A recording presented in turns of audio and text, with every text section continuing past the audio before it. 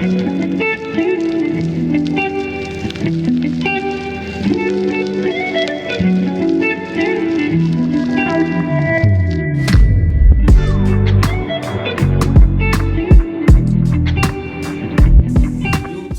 going on, y'all? What's up, y'all? We are back again. And we're going to touch on a topic that we kind of talk about sometimes. Yeah. But I guess we're going to focus on it. We're doing a lot of focusing lately. I know. Shout out to us. All right. So in a nutshell, we are going to talk about the fear that you face being a Jehovah's Witness and what you face trying to leave as a Jehovah's Witness. Yes. Becoming a former one. And yeah, some of the emotions and things that are tied to that. Well, let's get into it. Now, when you first become a Jehovah's Witness, you are out the gate running with all this energy, all this excitement. Yeah. And you want to just spread what you are told is this good news. So you're preaching to everybody, and you can go 100 miles an hour. And after a while, you start to feel like the rest of the Jehovah's Witnesses. Yeah. You are starting to burn out because constantly you have this busy schedule. Every day needs to be devoted to being a Jehovah's Witness. So it used to be 3 meetings a week. Now it's 2, but you have to study for the 2 meetings. So it's not like you get there and are just now seeing this information. You didn't have to study beforehand. On top of if you have a job or a family, then you have your personal study for yourself. Yeah. You got a family study. Every day you have to do your daily Bible reading, your daily text. If you have Bible studies, you need to have studies with them. You have field service. If you pioneer, you're doing that during the week. You are constantly busy doing something. Then you have the conventions that come around for the whole weekend. You have your assemblies. Yes. And you have so much to do.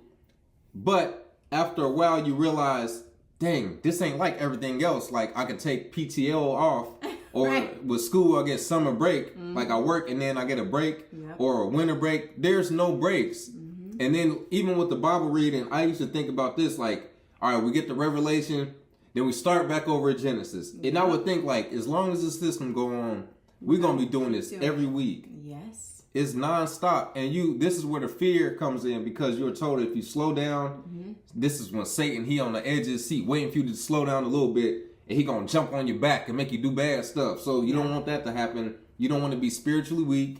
You don't want people to look at you like you are not an upstanding Jehovah's Witness, and you are afraid to slow down. So you will burn yourself out as long as you're a witness. Yes. And it's to the point where a lot of times you'll be told like you shouldn't even have like a full-time job, like go part-time, so you could devote more. It's always a devotion of more time to being a Jehovah's Witness. So there's like constant levels to it. So you think, okay, if I do this, like I'll be good enough, like this will be good enough. But it's not. It's almost like the more that you do in it, the more responsibilities they want to put on you. There's always a next level until you get to like Bethel, and I'm sure once you get to Bethel, there's next levels there too, because you start in one department and you need to make it to this next department. It's just a constant thing. It doesn't stop. No, it never ends. And I remember talking to like the pioneers during their, they would have pioneer school like once a year or once every couple of years. I can't remember. But anyway, whenever they would go to pioneer school, they'd be so exhausted.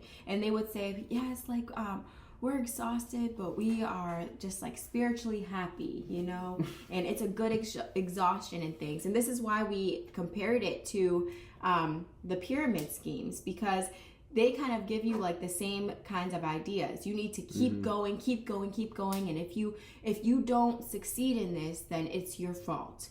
That's really how they put it. Yeah. But meanwhile, the level of success that you have to make in a lot of these pyramid schemes is like the top like 5%, 2%, 1%, so like the probability is not in your favor. At all. The reason that it's comparable is because it takes so long and so much work to even see a return on your investment of time. So you're putting in all this time, all this work, but then even as a Jehovah's Witness, it's like you don't know when you're going to get that paradise, because that's the end goal, is to be able to go to paradise. But even after you die, you're still not going to reach that yet. No, and the tricky part, like with a pyramid scheme, at least the person selling you the dream is sitting in a Maserati like, man, you can get you one of these too. Right. The paradise. There's like an end goal. There's no person in the paradise to be like, yeah, keep doing what you're doing, and then you can be with end up us. here. Yeah. No, it's all in your mind. That's fact. I think one of the most powerful forms that Watchtower uses too to like instill, their thoughts into their members is the repetition.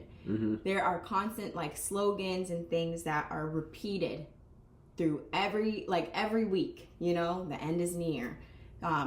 This is the truth. All of these things get stuck in our minds to where even as ex-Jehovah's Witnesses, which we know a lot of them, they will say, when I left the truth. And don't even realize it. You don't even realize it because that was just so normal, And even whenever everybody's around each other, sometimes it's like, oh, yes, brother so-and-so, where, yeah, we could say that as like humankind, but that was from being Jehovah's Witnesses. Yep. And then the friends, you would constantly call each other friends, complete strangers. Oh, yeah, the friend, like, man, I don't even know you. You ain't my friend. Or the brotherly love. Don't we love? Like, no, I don't love you. I don't know you. And you don't love me. Let's just cut the BS. I think that there's a level to humanity where, like, we want to, love humanity and everything. But the truth is, there's a difference between humanity love and like loving the individual, right? And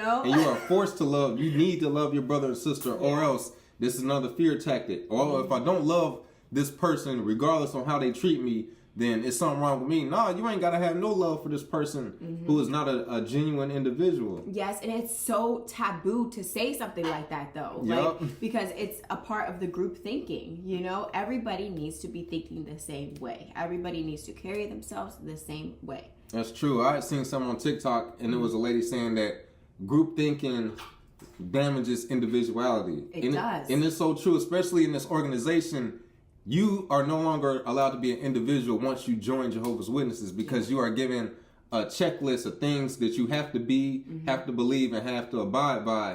And if the majority is this way, you got to be this way. And if you are anything different, then you're not going to be around too long. You will end up not being a part of this organization or not fitting in. So the only way to exist is to no longer be an individual. You have to be this cookie cutter Jehovah's Witness. Yeah, that is the truth. And the thing is about like the group thinking versus individuality, we all have our strengths and our weaknesses. So it's a good thing, it's a beautiful thing to be able to highlight those strengths because not all of us have the same strengths, and it ends up being a balancing act. But whenever you're in this like cookie cutter religion, it's not always about highlighting people's individuality. You know what I mean? They want you all to have the same kinds of strengths. That's realistic to put it that way because just think about one person may be more extroverted than introverted and this person is a great pioneer or they're good at talking to strangers. You can't force the introvert over here to be the exact same way and go up to strangers. No. That's not their strong point. That's not their thing. This person is good at public speaking, giving a talk in front of everybody. You can't give everybody this BE book or whatever that red burgundy book was for the talks and say, all you got to do is this. This ain't everybody's thing. No, and not everybody is going to be able to execute it in the same way, Right. A lot of times introverted people are really good at connection, but not connection to a whole bunch of people, Like they're good at connection, like individually. So those are good things to highlight, but Watchtower wants everybody to be like, boom, you should be good at this. And it's so instilled in our brains that like, I remember even just being at work and they could be having a conversation. And I always felt this urge and this need to have to tell them my beliefs and what I think is correct. Instead of just being present in the moment and listening to what people have to say. But you have this guilt, once again, that if you don't speak up in that moment, then you're kind of turning your back on Jehovah. You know what I mean? And also, you're blood guilty for not saving these people. Every opportunity, every person that you don't preach to, you blood guilty for that. Yep. Their life is in your hands. And this is the weird part. Jehovah is in control of everything according to these teachings. But for some reason, it's my fault if one individual, don't give Jehovah's message to them. Yep. He should be able to deliver the message to this person. Okay. It should be that simple. They're like, oh, you're a vessel. He's like working through you and everything. And so, you just always feel the need to like talk about your beliefs. And it's quite annoying.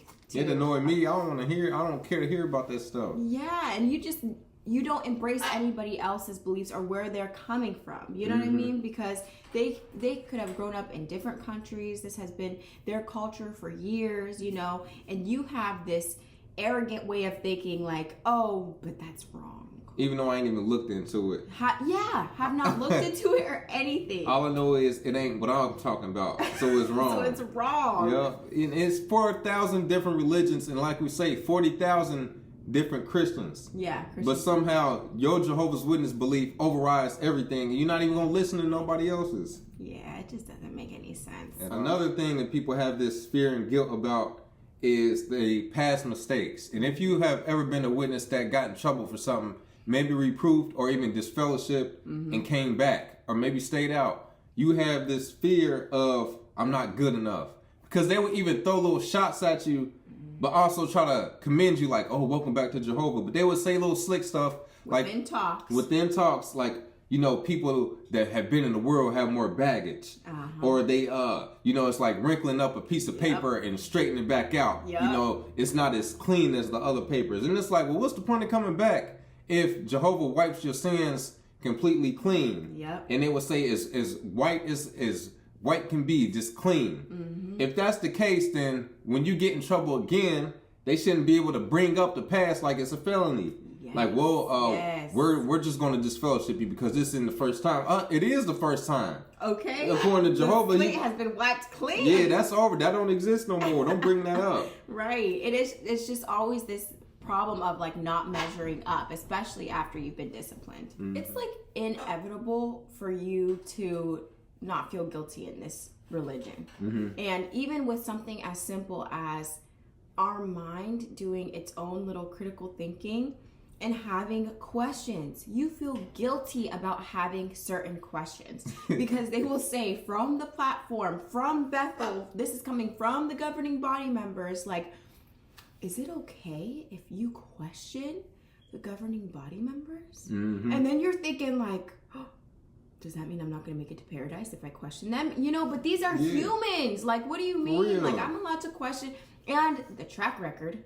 Hello, like I should be questioning these things. Y'all get stuff wrong. Yes. But they make you feel so guilty about it that you can't even have a simple question. And then when you do have questions, they don't always get answered. No. Like you will go and think you're doing the right thing, ask your Bible study teacher, or ask somebody that you confide and trust in.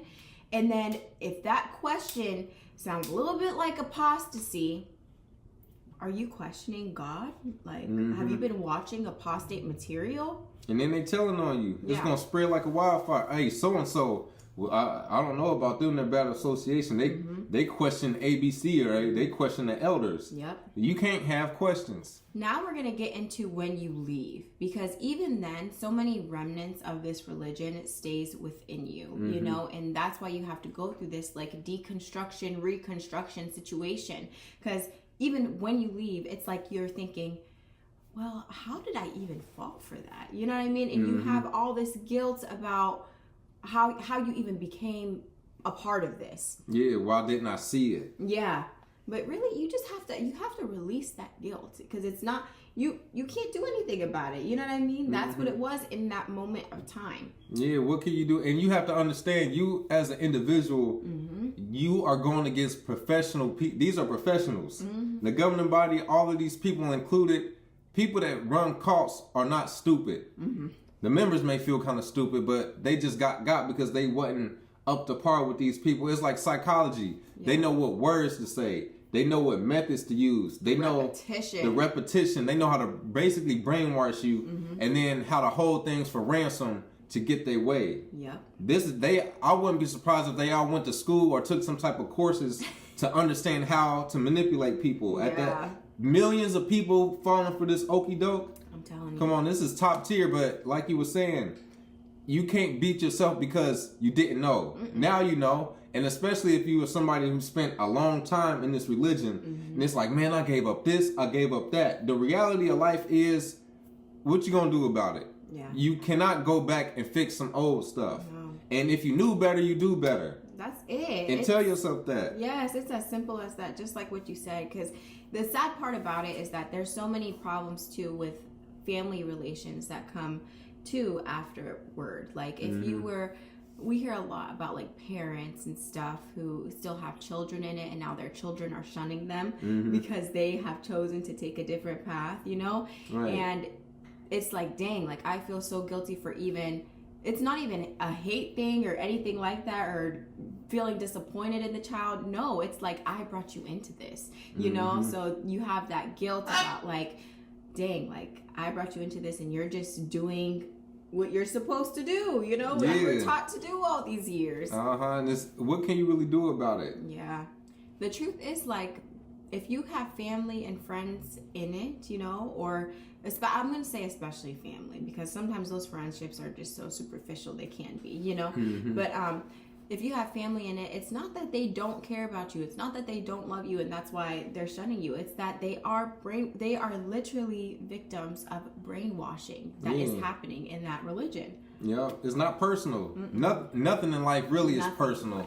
It's somebody's own struggle and you just happen to get caught in the crossfire. Yeah. And these people are doing exactly what they are brainwashed to do. And we have to think of ourselves when we were brainwashed. Yep. It wasn't personal toward people. You may think about once you wake up like, dang, I'm sorry. I treated that person badly. I wouldn't even talk to them. Now you feel bad about it because now you understand. The same with your family. If they wake up, they're going to feel the same way like, dang, I'm sorry. Yes. I shouldn't have shunned you. I shouldn't have treated you that way, but I did not know.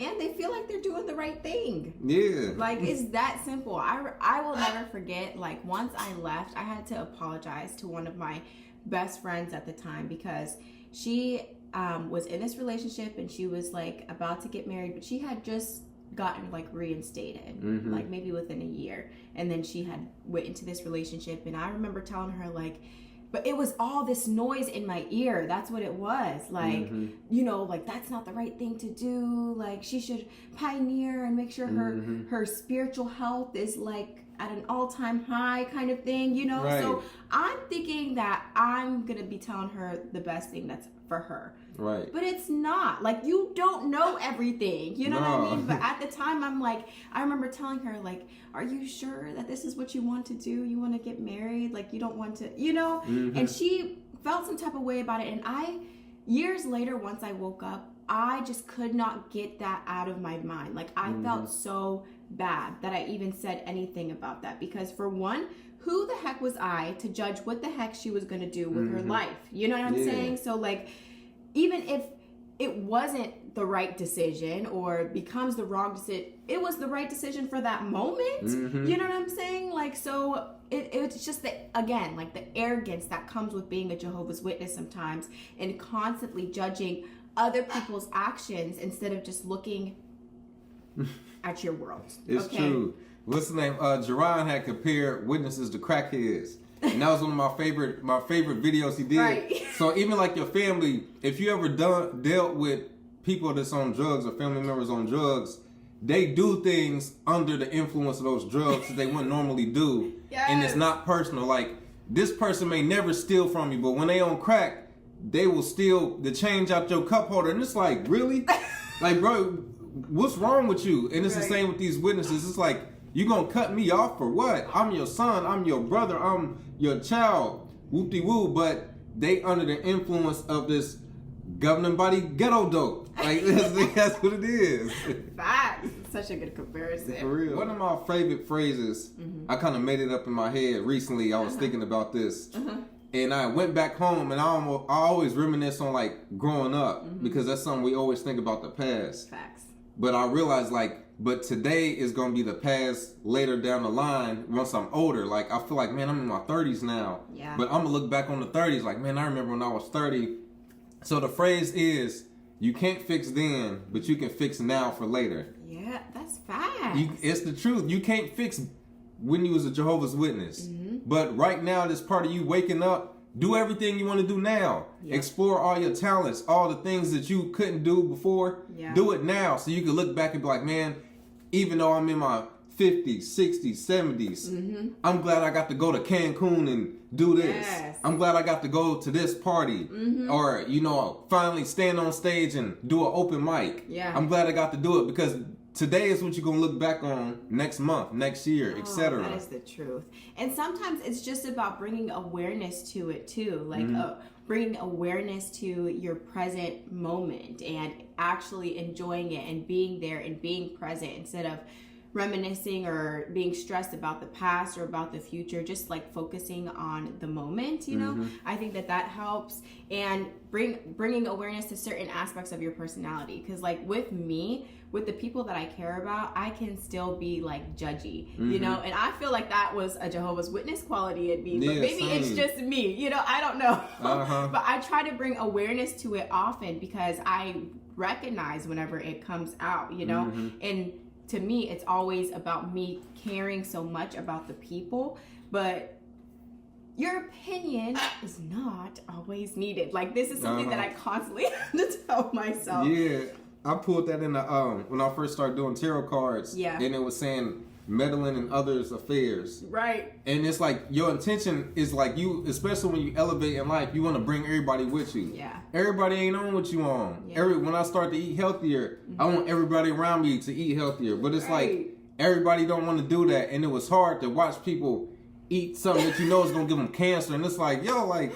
But you know what? You learn, like you said, just to not be judging and be like, you know what, do that. Or it's like, man, you wasting your money on this. You can be investing in this, and you can have triple. Everybody is not trying to do that. No, and your opinions can be a blessing for the people that want them. You know what I mean? Yeah, I like that. But if they don't want it, then it just becomes annoyance and judgmental. It's plain and simple what it is. Yeah, so you got to let people... Everybody is on their journey and on their time, and they're going to do what they need to do. Or not do it at all, but it's up to them just like it's up to us. Yeah, I completely agree. Because we are in control of our own destiny. So you don't worry about the stuff that already happened. The raw and uncut thing is, so what? What you going to do about it? You got to tell yourself that sometimes as a pep talk. When you get to thinking about old stuff, so what? You don't like how they treated you, so what? It's over with. It's over. You wasted time doing, all right, so what? What am I going to do? Yeah, you can't get any of the time that we spent back then back, you know? So you might as well just make the most of the time that you have now. Like, what else can you do? Yeah, that's all we can do. Control your destiny from now on so you got something to look back on. Yeah. Yeah. And so that's just a little quick video on the fear, the guilt, getting over it, kind of down memory lane of the way we used to think as Jehovah's Witnesses. Right. Yeah. And keeping it even whenever you leave sometimes. So you just, those are things that we have to release. Yep. You just unknowingly do things. But once you know it, it's like, all right, let me fix that. Yep. But continue to hit us up. Comment below whatever y'all think about the video. Any opinions, any things you look back on as Jehovah's Witness. Like, man, I said this to this person.